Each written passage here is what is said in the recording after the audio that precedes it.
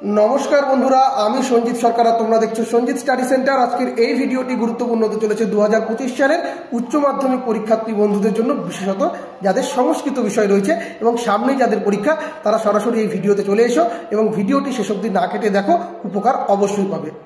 সংস্কৃত যথেষ্ট scoring subject এবং এখান থেকে কিন্তু প্রশ্ন কমনও আসে, কিন্তু তোমাদের একটু মাথায় রাখতে হবে যে গল্পাংশ বা পদ্যাংশগুলো রয়েছে, নাট্যাংশগুলো রয়েছে, সেই পাঠ্য বইটা তোমাদের যদি ঠিকঠাক করে পড়া থাকে, গল্প কবিতা বা নাটকের বিষয়বস্তু তোমাদের যদি মাথার ভিতরে থেকে থাকে, সারসংক্ষেপ বা নামকরণ তোমরা যদি জেনে থাকো, তাহলে প্রশ্ন তোমরা কমন পাও বা না পাও, তোমরা কিন্তু উত্তর নিজের মতন করে লিখে আসতে পারবে। তাই ঘাবড়াবে না, যে প্রশ্নগুলো বলছি আজকের ভিডিওতে সেই প্রশ্নগুলো সঠিকভাবে রেডি করে যাও।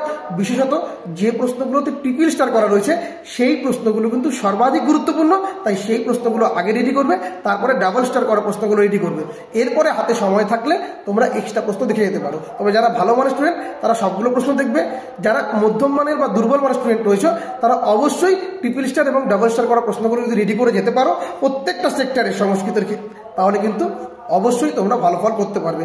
আর ছোট প্রশ্ন এবং গ্রামারের জন্য ট্রিক্স আমি কিন্তু এই ভিডিওতে বলে দেবো, তাই শেষ অবধি ভিডিওটি না কেটে দেখো, উপকার অবশ্যই পাবে।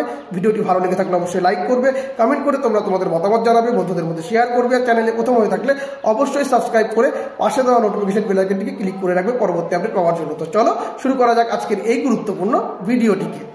তো বন্ধুরা, তোমাদের সংস্কৃত বিষয়ের বড় প্রশ্নের যে সেক্টরগুলো রয়েছে, সেটা গদ্যাংশ হোক, পদ্যাংশ হোক, নাট্যাংশ হোক, সাহিত্যের ইতিহাস হোক, ভাষা হোক, প্রত্যেকটি পার্ট থেকে কীরকম টাইপের প্রশ্ন হতে পারে সেটা আমি তোমাদের সামনে দেখিয়ে দিচ্ছি। এবং যে প্রশ্নগুলো গুরুত্বপূর্ণ তার পাশে ট্রিপল স্টার করা রয়েছে, তোমরা আগে ট্রিপল স্টার করা প্রশ্নগুলো রেডি করে নেবে, তারপরে কারণ বাকি প্রশ্নগুলো দেখবে। তো প্রথমে গদ্যাংশ তোমাদের দুটো রয়েছে, আর্যাবর্ত বর্ণনাম এবং বনগতা গুহা।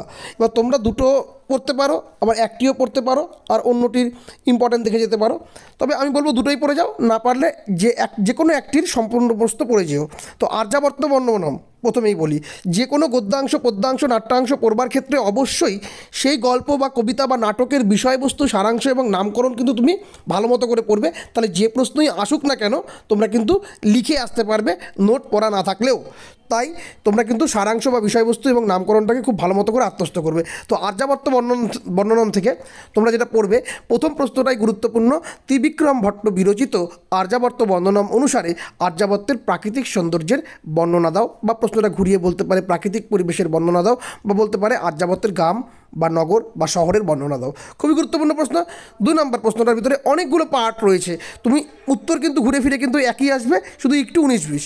2 নম্বর প্রশ্ন, আর্যাবর্ত বর্ণনাম পাঠ্যাংশে আর্যাবর্ত ও স্বর্গের যে তুলনা করা হয়েছে তা বর্ণনা করো। অথবা প্রশ্নটা এরকম করে বলতে পারে, আর্যাবর্তকে কার সঙ্গে তুলনা করা হয়েছে এবং কেন? সমান সেব্যত্বয়া না কলকস্য, কেন আর্যাবর্তকে স্বর্গের সমান সেবনীয় বলা হয়েছে? কথং চাষ ও স্বর্গান্ন বিশেষ্যতে, কবি কাকে স্বর্গের চেয়ে বিশিষ্ট বলতে চেয়েছেন এবং কেন? স্বর্গ ও মর্তের তুলনা করো, বা আর্যাবর্তের সঙ্গে স্বর্গের তুলনা করো। এই পার্টটা, এই দুটো পার্ট থেকেই আশা করছি কমন চলে আসবে। তো এই দুটো পার্টকে খুব ভালো মতো করে রেডি করবে। আর একটি প্রশ্ন অবশ্যই দেখবে, দেশ ও পুণ্যতম দেশ ও কশ্যাস্য প্রিয় ভাবেত, কে কাকে পুণ্যতম দেশ ও প্রিয় বলে মন্তব্য করেছেন এবং কেন?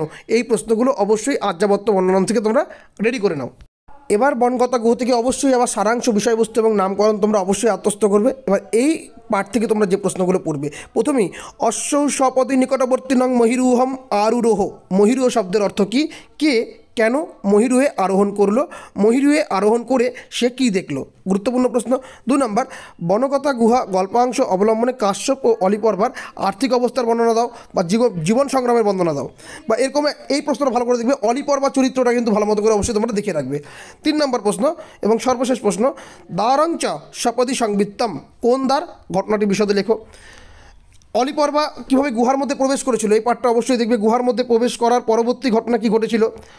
তত পরং দৈবাস্যায়ত্তম, কে কী প্রসঙ্গে ভাবলো তার পরবর্তী ঘটনাটি লেখো। তো এই প্রশ্নগুলো অবশ্যই তোমরা বনগতা গুহা থেকে কিন্তু রেডি করে নেবে। যে কোনো একটা গদ্যাংশ খুব ভালো মতো করে পড়ো, আমি বলবো দুটোই পড়ে নাও, বিশেষ করে ইম্পর্টেন্ট প্রশ্নগুলো আশা করছি এখান থেকে তোমরা কমন পেয়ে যাবে। এবার পদ্যাংশ গঙ্গাস্ত্রোতম থেকে তোমরা যে প্রশ্নগুলো দেখবে, তার আগে অবশ্যই বলছি সারাংশ, বিষয়বস্তু, নামকরণ কিন্তু আত্মস্থ করবে। এখান থেকে প্রথম প্রশ্ন, ভাগীরথী বিশ্বজননী মুনিবর কন্যা, গঙ্গার এই 3টি নামে তাৎপর্য লেখো। দ্বিতীয় প্রশ্নটাকে ভালো করে লক্ষ্য করো, গঙ্গার মাহাত্ম্য সংক্ষেপে লেখো। বা বলতে পারে, নাহং জানে তব মহিমানম তমসী গতিমম খলু সংসারে, তাৎপর্য লেখো। বা শ্রী গঙ্গাস্ত্রোতম, এই গঙ্গার যে বন্দনা আছে তা নিজের ভাষায় লেখো। বা পাঠ্যাংশ অনুসারে বা পাঠ্যাংশ অনুসারে শঙ্করাচার্যের গঙ্গা ভক্তির পরিচয় দাও। 3 নম্বর, নাহং জানে তব মহিমানম তমসী গতি মম খলু সংসারে, উদ্ধৃতিটি কে কেন করেছেন? গঙ্গার মহিমা বন্দনা করো। আর লাস্ট, গঙ্গা স্তোত্রমে উল্লেখিত গঙ্গার বিশেষণগুলি কী কী? প্রথম দুটি প্রশ্নই কিন্তু বেশি গুরুত্বপূর্ণ।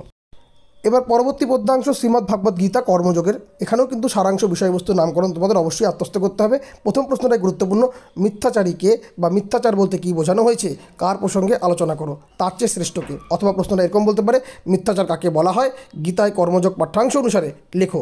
2 নম্বর, স্বধর্মে নিধনং শ্রেয় পরধর্মে ভয়াবহ, শ্লোকটি কোথা থেকে নেওয়া হয়েছে, বক্তাকে শ্লোকটির তাৎপর্য বর্ণনা করো। এই পাঠটি কিন্তু খুব ভালো মতো করে পড়ে রাখবে, যে কোনো একটি পদ্যও পড়তে পারো, বাট আমি বলবো ইম্পর্টেন্টগুলো সবগুলোই দেখে যেও। নাট্যাংশ বাসন্তিক স্বপ্নম, এখান থেকেও সারাংশ বিষয়বস্তু এবং নামকরণ তোমরা অবশ্যই আত্মস্থ করবে। এখান থেকে অনেকগুলো প্রশ্ন দেওয়া আছে, যদিও স্টার মার্ক প্রশ্নগুলোই কিন্তু বেশি গুরুত্বপূর্ণ, সেটা ট্রিপল স্টার হোক বা ডাবল স্টার, ট্রিপল স্টারগুলো বেশি গুরুত্বপূর্ণ। প্রথম প্রশ্ন, ইন্দোবর্মা এবং কনকলেখা এবং ইন্দোবর্মা এবং কৌমুদী, এই দুটো পার্টের কথোপকথন কিন্তু তোমাদের খুব ভালো মতো করে রেডি করতেই হবে। এবং ইন্দোবর্মা এবং কৌমুদী চরিত্র, তার ভিতর থেকে ইন্দোবর্মা চরিত্রটা কিন্তু বেশি গুরুত্বপূর্ণ রয়েছে।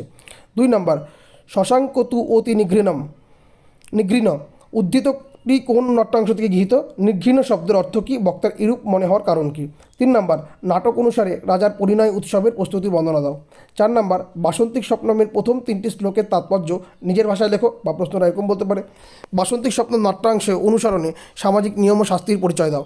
আর পরবর্তীগুলো তোমরা জাস্ট দেখে যেও যদি পারো। নারিকা অপি যুগায়তে, নাট্যাংশ অবলম্বনে উক্তিটি বিশ্লেষণ করো। বিজয়াতাম অস্মাকাং অভিনবকে, বক্তা তার কাছে কেন এসেছিলেন।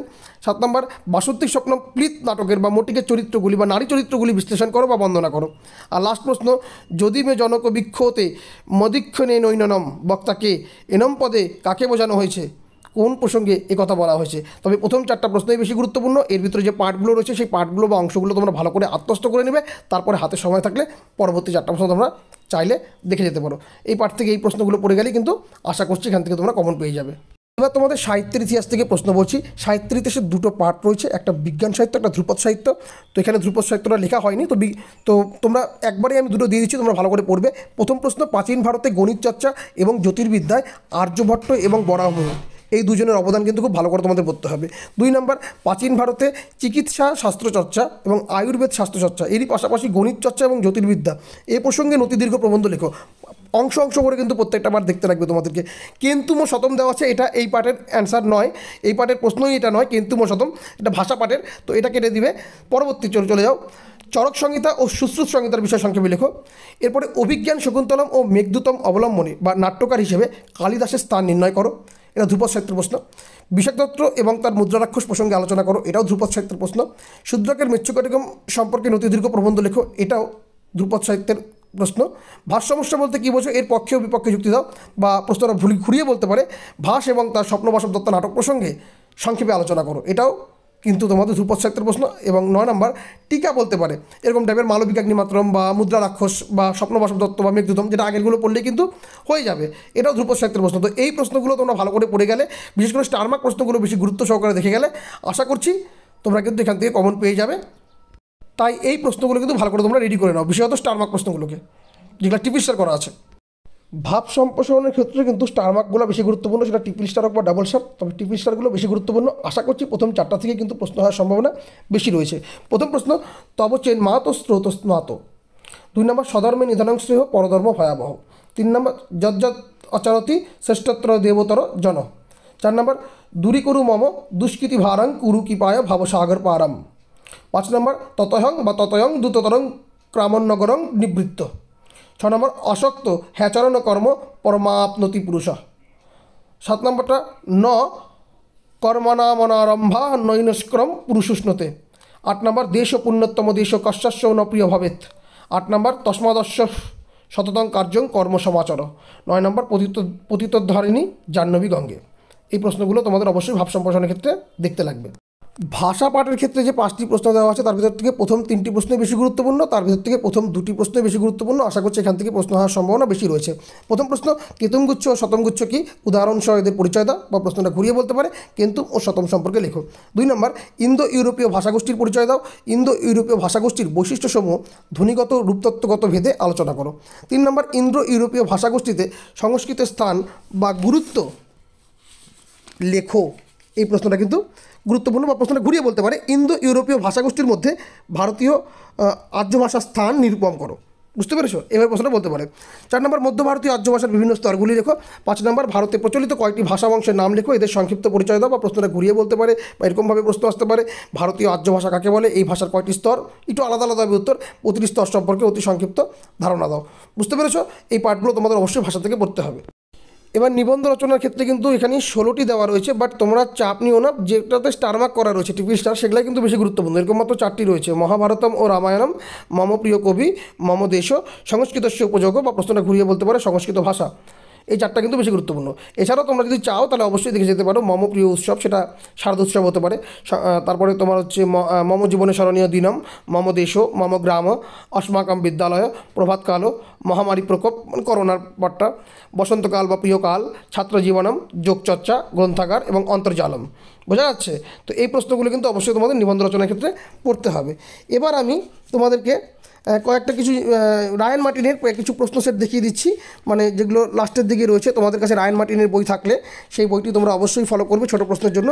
বিশেষ করে সালের প্রশ্নগুলো অবশ্যই ভালো করে স্টাডি করে গেলে আশা করা যাচ্ছে তোমরা কিন্তু সংস্কৃতে অনেকাংশে ছোটো প্রশ্নের অ্যান্সার সঠিক করে আসতে পারবে। দেখো বন্ধুরা, ছোট প্রশ্নের ক্ষেত্রে আমি বারবার করে বলছি, দেখো এখানে যে প্রশ্নগুলো দেখো স্টার মার্ক করা গোল করে দিয়েছি আমি, এবং দেখো সালে যে প্রশ্নগুলো এসেছে না, তোমাদের কাছে রায়ান মার্টিনের বই থাকলে তোমরা অবশ্যই সংস্কৃতর ক্ষেত্রে বিশেষত সালের প্রশ্নগুলো কিন্তু ছোট প্রশ্নের ক্ষেত্রে অবশ্যই দেখে দেখো গোল করে রেখেছি আমি। হ্যাঁ, তো এই প্রশ্নগুলো অবশ্যই কিন্তু তোমরা একটু স্টাডি করে নিতে পারলে অবশ্যই কিন্তু ছোট প্রশ্ন ভালো উত্তর করতে পারবে। সবটা এখানে দেখালাম না, অনেকের কাছেই রায়ান মার্টিনের বই রয়েছে, তো তোমরা অবশ্যই এই প্রশ্নগুলো একটু স্টাডি করে যাও, সালের প্রশ্নগুলো, বা তোমাদের কাছে সালের প্রশ্ন যদি সেট থেকে থাকে তো তোমরা যদি অবশ্যই প্র্যাকটিস করে যাও ছোট প্রশ্নের ক্ষেত্রে, উপকার কিন্তু অবশ্যই পাবে। এখানে প্রত্যেকটা পার্টে কিন্তু এসে কিউ পার্টগুলো কিন্তু আমি দেখিয়ে দিচ্ছি এখানে, যে সালের প্রশ্নগুলো অবশ্যই ভালো করে করো। ঠিক অনুরূপভাবে গ্রামারের ক্ষেত্রেও কিন্তু একই কাজ করবে। যদি কিছু না পারো, যারা গ্রামার শিখতে পারোনি বা গ্রামার বুঝে উঠতে পারোনি, তারা কিন্তু গ্রামারের ক্ষেত্রেও কিন্তু এই সালের প্রশ্নগুলো কিন্তু অবশ্যই স্টাডি করে যেও। তাহলে কিছু অংশে গ্রামার তোমরা যদি প্র্যাকটিস না করে থাকো, তোমরা যদি একটু করে ফেলতে পারো কষ্ট করে এইটুকু সময়ের ভিতরে, তাহলে কিন্তু তোমরা অবশ্যই কিন্তু ভালো ফল করতে পারবে। দেখো যেগুলো সালে এসেছে, বিশেষ করে 15 থেকে 24 সালের ভিতরে যেগুলো এসেছে, 24 সালটা দরকার নেই, 23 সাল অবধি তোমরা অবশ্যই কিন্তু দেখে নিতে পারো। আমি শুধুমাত্র তোমাদের দেখানোর জন্য, একটু ডেমো দেখানোর জন্য এই প্রশ্নগুলো আমি দেখাচ্ছি। দেখো গোল করা রয়েছে প্রত্যেকটাতে, যেগুলো 15 থেকে 24-এর ভিতরে এসেছে। তো তোমাদের যদি সম্পূর্ণ মনে হয় যে না প্রত্যেকটি ছোট প্রশ্নের প্রয়োজন রয়েছে, তো তোমরা দেখতে চাও, তাহলে আমাকে বলো, তাহলে আমি খুব শীঘ্রই ভিডিও করে তোমাদের পাঠিয়ে দেবো। আর একটা কথা মাথায় রাখবে, প্রশ্ন সংখ্যা তোমাদের যদি সাজেশনে বেশি মনে হয়, তাহলে তোমরা স্টার মার্ক করা প্রশ্নগুলো কিন্তু অবশ্যই ভালো করে পড়ে যাও। আশা করছি তোমরা ভালো ফল করতে পারবে। তো তোমাদের পরীক্ষার জন্য শুভকামনা জানিয়ে আজকের ভিডিও এখানেই শেষ করছি। ধন্যবাদ।